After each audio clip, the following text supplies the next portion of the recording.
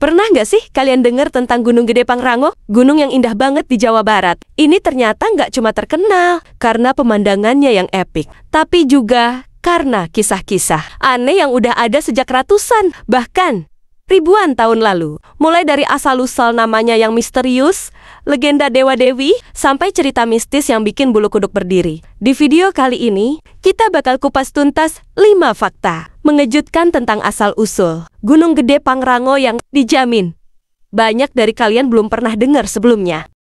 Bayangkan, sejenak berdiri di tengah hutan yang sunyi, diselimuti kabut tebal yang menggantung di udara. Angin dingin berembus pelan, menyentuh kulit, dan membuat setiap helaan napas terasa berat. Di hadapan berdiri 2 gunung kembar yang menjulang tinggi, Gunung Gede dan Pangrango. Bukan sekadar gunung biasa, keduanya menyimpan ribuan cerita, legenda, dan rahasia yang sudah ada jauh sebelum zaman modern mengenal peta dan kompas. Tidak sedikit yang mengatakan, saat menapakkan kaki di sana, seseorang tidak hanya mendaki tanah dan batu, tapi juga memasuki dunia yang berbeda, dunia yang tak kasat mata. Fakta pertama yang sering terlewat oleh banyak orang adalah tentang asal-usul nama Gede Pangrango. Kata gede diambil dari bahasa Sunda yang berarti besar, agung, dan megah. Namun, yang membuatnya istimewa adalah kata Pangrango. Nama ini diyakini berasal dari legenda Sunda kuno, merujuk pada sosok panglima perang sakti, atau bahkan makhluk agung yang pernah dianggap pelindung wilayah tersebut. Nama itu bukan sembarangan diberikan, ada makna dan kekuatan yang melekat di dalamnya. Sejak dahulu, masyarakat setempat memandang gunung ini sebagai tempat sakral, jauh melampaui sekadar bentukan alam biasa. Bagi masyarakat Sunda zaman dahulu, Gunung Gede Pangrango adalah ruang suci di mana dunia, manusia, dan alam semesta berinteraksi lebih dekat. Setiap langkah yang diambil di jalurnya dianggap mengandung nilai-nilai sakral. Tidak sekadar perjalanan fisik, melainkan perjalanan batin yang memerlukan niat yang bersih. Mereka percaya bahwa gunung ini memiliki rasa, bisa merasakan siapa yang datang dengan hormat dan siapa yang datang dengan niat buruk. Ada kisah-kisah lama yang menceritakan tentang pendaki yang hilang arah atau mengalami kejadian aneh karena melanggar batas yang tak terlihat. Itulah sebabnya mendaki Gunung Gede Pangrango bukan hanya soal kekuatan fisik semata. Tidak cukup sekadar membawa perlengkapan lengkap dan tubuh yang kuat. Hati pun harus dijaga. Ada adat, etika, dan tata cara yang harus dihormati. Masyarakat sekitar mempercayai gunung ini dijaga oleh makhluk-makhluk tak kasat mata yang memastikan keseimbangan tetap terjaga. Pendaki yang melanggar norma, seperti membuang sampah sembarangan atau bersikap sombong, diyakini bisa mendapatkan balasan entah tersesat, kehilangan arah, atau mengalami pengalaman yang tak bisa dijelaskan oleh logika manusia. Fakta kedua membawa kita kepada salah satu kisah mitologi Sunda yang sangat terkenal, tentang Nyi Pohaci Sang Hyang Asri, dewi kesuburan yang dipercaya sebagai penjaga tanah Pasundan. Menurut legenda, kawasan Gunung Gede Pangrango merupakan bagian dari kisah penciptaan tanah yang subur, hijau, dan penuh kehidupan. Nyi Pohaci bukan hanya dewi yang dihormati, tapi juga simbol keseimbangan dan kelestarian alam. Keberadaan flora dan fauna yang melimpah di sekitar gunung dipercaya sebagai bukti berkah dari sang dewi. Masyarakat adat meyakini menjaga kelestarian gunung berarti menghormati Nyi Pohaci dan menjaga keseimbangan alam yang telah diwariskan turun-temurun. Kawasan sekitar Gunung Gede Pangrango hingga hari ini tetap terlihat begitu hijau, rimbun, dan kaya akan flora dan fauna. Dari pepohonan yang menjulang tinggi, lumut-lumut yang tumbuh liar, hingga berbagai satwa langka yang berlindung di dalamnya semua, seolah menjadi bukti nyata akan keberkahan. Nyi Pohaci tidak hanya sekadar cerita masa lalu, tetapi juga warisan kearifan lokal yang mengajarkan manusia untuk menghormati dan menjaga alam. Bagi masyarakat sekitar, gunung ini bukan sekadar objek wisata, melainkan rumah kehidupan yang harus dijaga keseimbangannya agar tetap lestari. Di balik cerita tentang kesuburan dan keindahan alam, ada pula pesan penting yang kadang terlupakan, bahwa setiap langkah manusia di gunung ini harus disertai kesadaran dan tanggung jawab. Ada keyakinan kuat bahwa kerusakan alam bukan hanya akan berdampak pada lingkungan fisik, tetapi juga bisa mengundang murka dari para penjaga tak kasat mata yang bersemayam di sana. Inilah sebabnya adat istiadat dan pantangan tetap dijunjung tinggi oleh masyarakat setempat, bahkan hingga zaman modern seperti sekarang.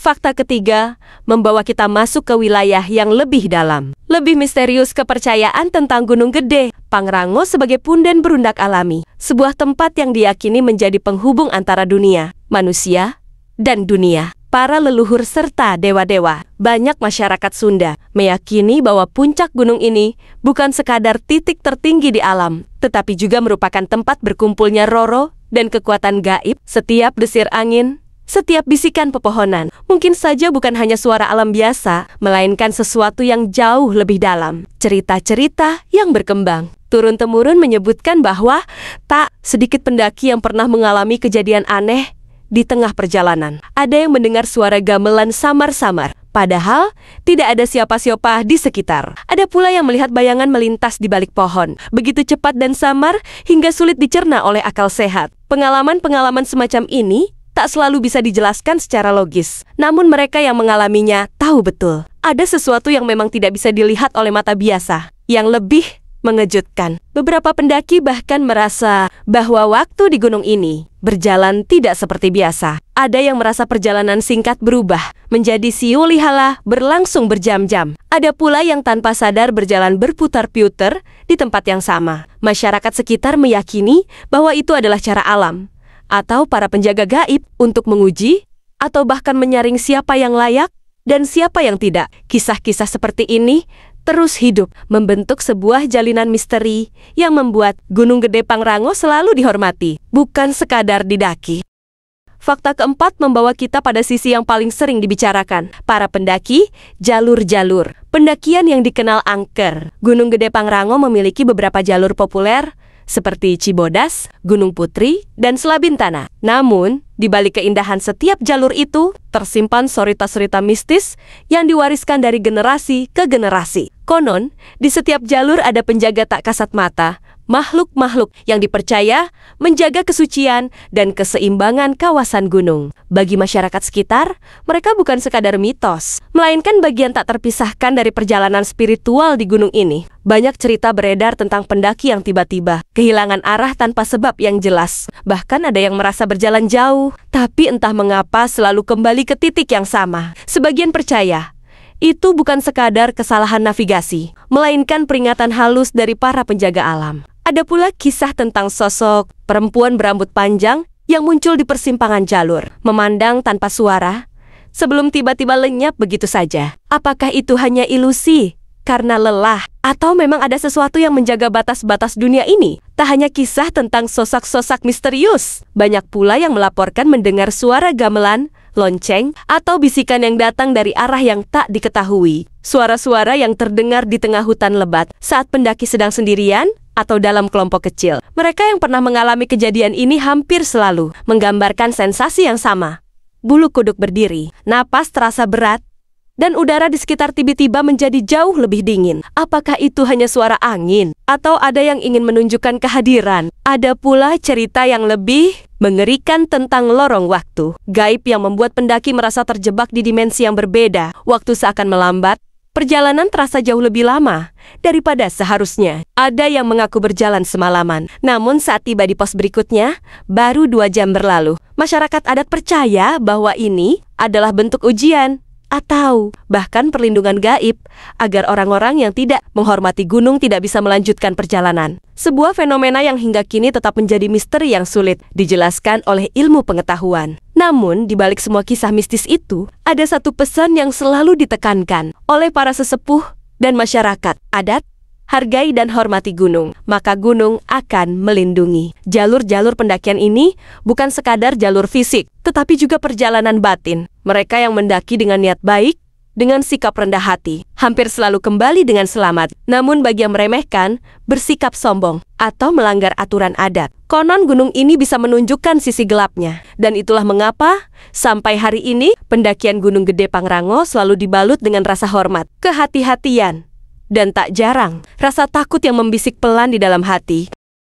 Sekarang kita masuk ke fakta kelima, sebuah sisi yang mungkin tak kalah menegangkan, tapi lebih berpijak pada ilmu pengetahuan. Gunung Gede dan Pangrango bukan sekadar simbol budaya atau spiritual. Keduanya adalah gunung berapi aktif yang sudah berdiri sejak ribuan tahun lalu. Di balik keindahan alamnya yang memukau, tersembunyi kekuatan besar yang sewaktu-waktu bisa bangkit. Gunung ini adalah bagian dari cincin api Pasifik, sebuah jalur gunung berapi yang menjadikan Indonesia sebagai negeri dengan ratusan gunung berapi aktif. Artinya, Gunung Gede Pangrango bukan hanya raksasa yang diam, tetapi juga raksasa yang bisa meletus kapan saja. Sejak zaman kolonial Belanda, letusan Gunung Gede sudah beberapa kali tercatat. Salah satu letusan paling terkenal terjadi pada abad ke-18, meninggalkan jejak kehancuran yang masih bisa ditelusuri hingga kini. Bahkan, para peneliti modern masih terus memantau aktivitas vulkaniknya. Tapi ironisnya, di balik potensi bahayanya, gunung ini justru menjadi rumah bagi ribuan spesies, tumbuhan, dan hewan yang tidak ditemukan di tempat lain. Sebuah paradoks antara kehancuran dan kehidupan,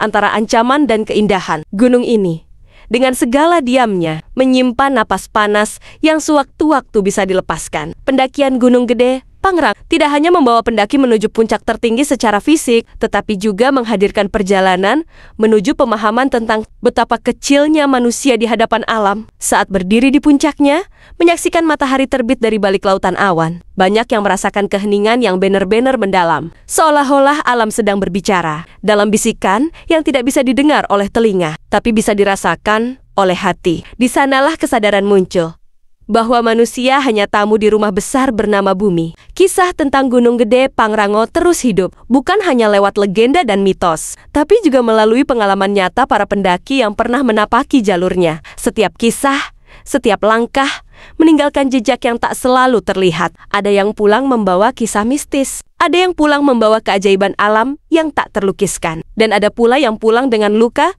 dan pelajaran berharga. Tapi satu hal yang selalu sama, tidak ada yang kembali tanpa rasa hormat yang lebih dalam kepada alam dan kehidupan. Gunung Gede Pangrango bukan hanya gunung, ia adalah perpaduan antara mitos dan fakta, antara dunia nyata dan dunia yang tak terlihat. Ia adalah saksi bisu sejarah ribuan tahun, rumah bagi makhluk yang tampak dan yang tidak tampak. Setiap orang yang mendaki ke sana secara tak sadar telah menjadi bagian dari ceritanya cerita yang akan terus hidup dan diwariskan. Maka ingatlah, mendaki bukan hanya tentang mencapai puncak, tapi tentang bagaimana menjaga setiap langkah, menghormati setiap bisikan alam, dan kembali pulang dengan hati yang lebih bijaksana.